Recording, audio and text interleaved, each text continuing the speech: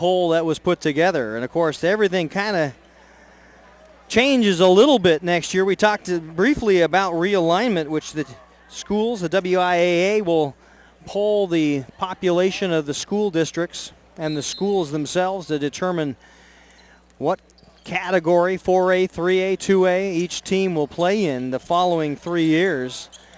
There's a backdoor pass. That one almost a turnover, finally turns into a turnover in the first possession from Jackson. Here comes the acceleration to the right hand, the cup, no.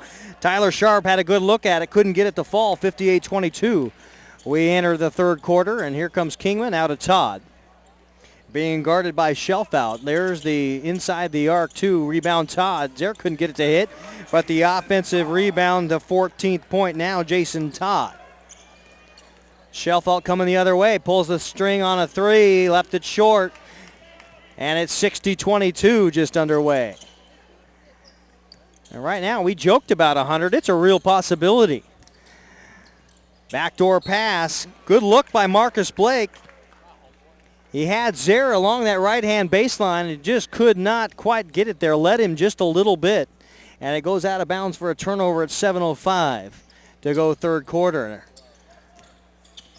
Into Gunderson. Loses the ball just a little bit. Now Sharp will set the screen for him. There's the give and go. Left hand pounded away off the glass. The pack. And coming the other way in transition. Foul call. Connor Wilgress went up on a little no-look bounce pass by Dan Kingma is fouled. Gunderson's second personal foul, of course, just underway. As Wilgress steps to the line, the senior has already hit 2 free throws tonight. 4 points before the break, and then rattles one off the iron. And the way things shake up in the 4A, they will combine conferences next year. Of course, nothing exactly official, but then everything we've heard so far up to this point means there will be one Wesco 4A as Wilgress hits the free throw. 5 on the evening for Connor. Cascade, Jackson, Kamiak, Lake Stevens, Mariner, Monroe, Mount Vernon, and Snohomish will make up the 1, 2, 3, 4, 5, 6, 7, 8 team Wesco 4A. That's it, one. We're so used to 4A North, 4A South, and now you get one giant conference of 8 teams. So it'll be interesting for the Jackson Timberwolves, and I say interesting meaning they should be drooling. They should be drooling. I think that they're one of the most competitive teams in the 4A. If not the state. That is correct. Now, what do you know about baseball for them? Pretty good there, Big Two? Well, they've got always a very competitive squad. I mean, the only competition really in the Wesco South was Edmonds Woodway last year, and they retire due to graduation almost every starter, I think, on the offense. A great move to the hole by Riley Shelfout. Just left it short. Now a turnover. Zare found Tyler Sharp, and that's the only person he found. Here's the three. The big man, Gunderson, no. Kingma rips down the rebound. 61-22 with 6 minutes to go. Blake gets it through the hands of Todd. Now things getting just a little sloppy for the T-Wolves. Nothing like the first quarter where they came out guns a-blazing. Now they've gotten just a little bit complacent, perhaps. Got into the locker room and looked up at what the score was, 61-22 now. Still really not a question, but you hate to see a team slide down in anything other than what they're capable of playing as far as basketball style, basketball ability. Kick out, 3 on the way it goes. Lapine, that's his second. He's hit 2. 6 points tonight for Lapine. 61-25. 3A, we talk about the 4A and how different that will be.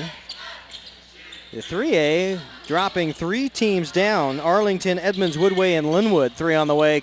Kingman no good. And it's Shelfout with the rebound. Bingham, short corner jump shot along that left-hand side. Can he get it to fall? He got some space and got a good look at it. Just couldn't find the bottom of the well. Here's the Sharp 3. No, in and out. Todd with the offensive rebound. One bounce time. And up it goes. Jason Todd has scored his 4 points here in the half on offensive rebounds. And there's another pack as Sharp heads to the rack. Todd with the swat. 63-25, and here's a three. No, they say walk with the basketball. That's a good call. Todd throwing up a little bit of dissent as he walks back across the timeline. And now substitutions abound for the Bearcats, trying to find a combination that'll work. And Chartrand comes in, has got decent handles at the top of the key. Good job of running the offense. Has not scored much. That's probably what you lose. You gain some control, but you lose some size and some scoring ability. There's the left hand in the runner, no good. Zaire with the rebound. Here comes the T-Wolves in quick fashion. Todd, easy off the glass, and Wilgress was right there above the rim to try to roll it in off the Todd miss and out of bounds. 63-25. So if Arlington drops down, they will be the 3A North along with Everett, Marysville, Pilchuck, Marysville, Getchell, Oak Harbor, and Stanwood. So the Eagles will go down into an already very crowded 3A. And in the South, with both Edmonds, Woodway, and Linwood dropping down, would put them into the league, the Southern League, with Glacier Peak, Shorecrest, Shorewood, Mount Lake Terrace, and Meadowdale. And now we've got a timeout on the floor. And we'll kind of keep our thoughts going here with 4:05 to go third quarter, 63-25 the score. So Monroe wants to talk things over, but you'll have a 6-team 3A North if everything shakes out like we expect them to, and a 7-team West Coast South Division. The unbalanced schedule, of course, makes havoc on scheduling for athletic directors, but that's what you're faced with when you've got the numbers leaving. Of course, Edmonds Woodway been a stalwart. They haven't been at 3A since 1999, now dropping down to 3A for the first time. And Linwood, when going into the new school they have there, been 5 years now, have been at 4A, I believe, since the last time the reclassification happened. So they've been there for 3 years, but will drop back to 3A. Well, you know, I think that they think in their head that it's going to be easy. I don't think for 1 minute, going down to the 3A, it's going to make it that much more competitive. I think it's extremely competitive. I think it actually increases the competitive nature of that conference. It should be in a very good 3A conference. There's a little feed by Jason Todd to Wilgress. And Connor now with 7 points tonight. And a foul called out top by Marcus Blake. It'll be his third, I believe. Fouls on number 14, Marcus Blake. That's his third. Very aggressive. And he and Chartrand are bumping just a little bit, and now we've got to have a talk, and that was coming. You could tell it was coming. Those two were not whispering sweet nothings in each other's ear out there at the top, the two guards. They are definitely letting one another know what they think. And neither one was given in, that's for sure. Bingham. Out top it goes to Shelf out. 3 on the way, no, left it short. Bingham with the rebound. Short corner jump shot, left that short. Here, rebound into Kingma's hand, and here come the T-Wolves. They'll slow things up with 3:06 to go third quarter. Right into the key, acceleration, right hand to the rack, no good. Rebound Wilgress. King will control once again. Shows a little razzle, a little dazzle, and then almost turns it over. Still on the ground, everybody diving after it. You'll leave it all on the floor. There's an example.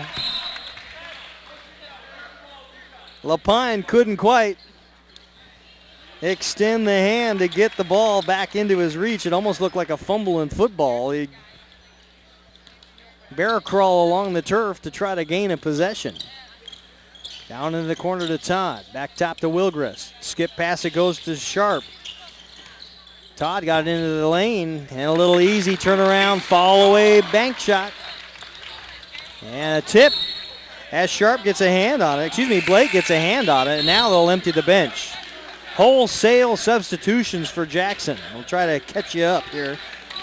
Ozuna, Waite, Ovorka, Roberts, and Soffer into the ball game now as the entire starting five for Jackson takes a seat with 1:40 and change to go.